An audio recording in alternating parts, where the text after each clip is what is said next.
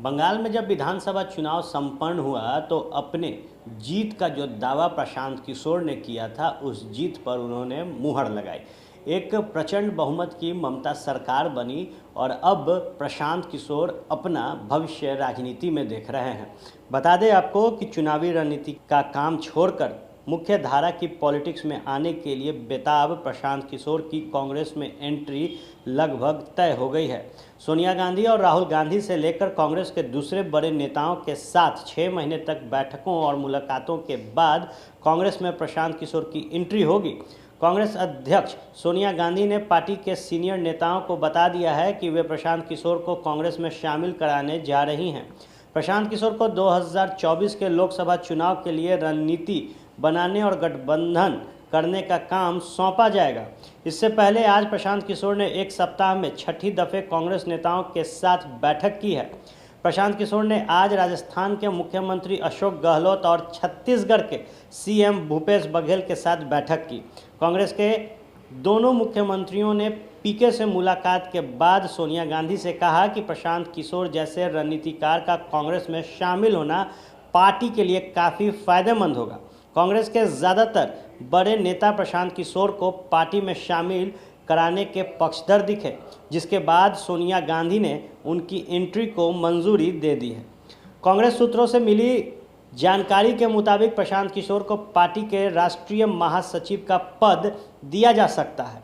महासचिव बनने के बाद वे कांग्रेस की नीति निर्धारण करने वाली कांग्रेस वर्किंग कमेटी के सदस्य बन जाएंगे। कांग्रेस महासचिव के नाते उन्हें स्ट्रेटेजी और अलायंस पर काम करने का भी जिम्मा मिलेगा। प्रशांत किशोर को ऐसा पद मिलता है तो कांग्रेस में पहली बार किसी महासचिव को इस तरह का जिम्मा मिलेगा। प्रशांत किशोर 2022-23 में कई राज्यों में होने वाले विधानसभा चुनाव के साथ साथ 2024 लोकसभा चुनाव के लिए कांग्रेस की चुनावी रणनीति और दूसरी पार्टियों के साथ गठबंधन पर पार्टी अध्यक्ष को सुझाव देंगे। पिछले 6 बैठकों में प्रशांत किशोर ने विस्तार से कांग्रेसी नेताओं को पार्टी को जिंदा करने की रणनीति समझाई है। पार्टी सूत्रों के मुताबिक प्रशांत किशोर ने कांग्रेस को 52 स्लाइड का प्रोजेक्शन दिया है। इनमें से 18 स्लाइड में ये बताया गया कि कांग्रेस कैसे लोगों तक अपनी बात पहुंचाए, यानी कि कांग्रेस की कम्युनिकेशन स्ट्रेटेजी क्या हो। वहीं 10 स्लाइड के जरिए ये बताया गया कि देश में ऐसे कौन से राज्य हैं जहां कांग्रेस की स्थिति खराब है लेकिन वह सुधर सकती है और 2024 में उन राज्यों में कांग्रेस को ज़्यादा सीटें आ सकती हैं। पीके ने 4 स्लाइड के जरिए ये समझाया कि ऐसे कौन से राज्य हैं जहां कांग्रेस की बेहद बुरी स्थिति है और वहां लंबे समय तक काम करने की ज़रूरत है। प्रशांत किशोर ने गठबंधन को लेकर भी कांग्रेस नेताओं को रणनीति समझाई है। 5 स्लाइड के जरिए ये बताया कि 4 से 5 राज्यों में नए सिरे से गठबंधन बनाने की ज़रूरत है। गठबंधन में किन पार्टियों को शामिल किया जा सकता है, ये भी प्रशांत किशोर ने विस्तार से समझाया है। पीके ने पार्टी को ये भी समझाया कि जनता के बीच उसकी इमेज खराब होती जा रही है और उसे ठीक करने के लिए कैसे काम करने की ज़रूरत है। कांग्रेस में शामिल होने के बाद प्रशांत किशोर विधानसभा और लोकसभा चुनाव में पार्टी रणनीति बनाएंगे।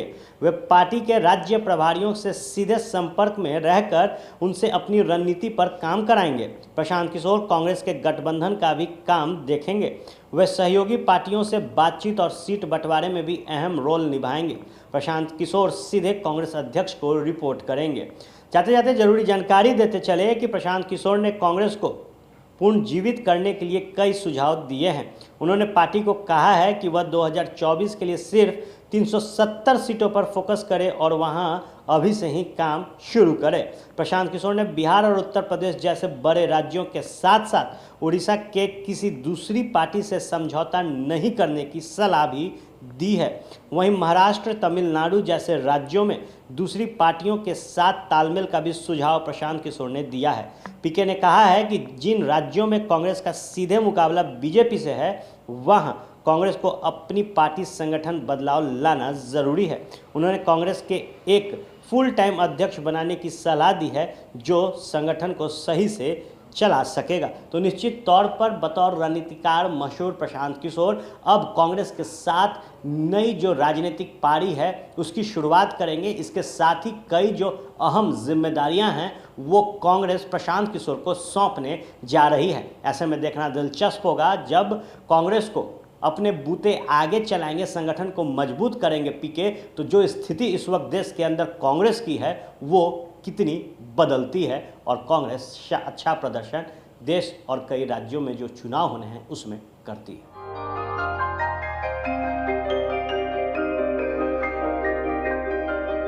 इस कोविड पैंडेमिक में सब ये शहर छोड़कर अपने शहर, अपने घर चले गए। हम लोगों का अपना शहर तो है, लेकिन वहाँ अपना घर नहीं।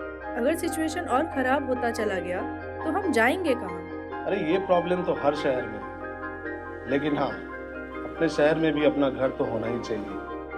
होना चाहिए तो कहाँ है अपना घर? ये है ना, ई होम्स पैनोरामा, पूर्णिया में, अपने शहर में अपना घर। पूर्णिया में पैनोरामा ग्रुप लेकर आए हैं ई होम्स पैनोरामा। बड़ा घर, आलीशान जिंदगी और अत्याधुनिक सुविधाओं के संग। E homes panorama, luxurious lifestyle redefined.